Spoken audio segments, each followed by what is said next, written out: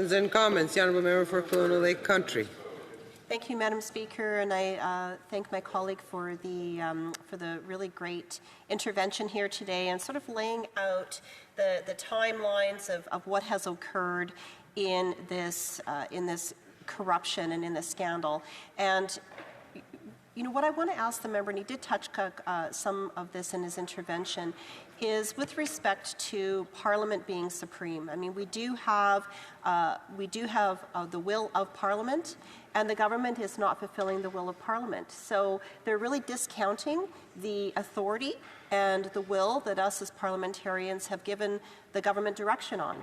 So how does this put question into people's mind as to the functioning of our Parliament when the government is not following the will directed of Parliament?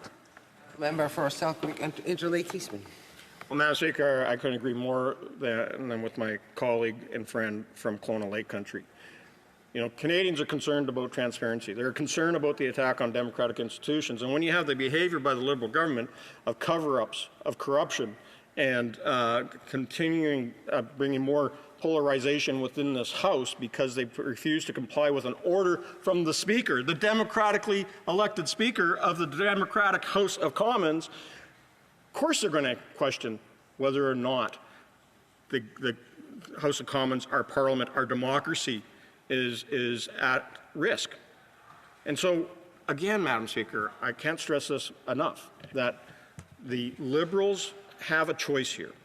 They can either continue to cover up their corruption, they can continue to try to talk this out, but they should actually do the right thing, which is comply with the order of the House so that they aren't found in a violation of privilege.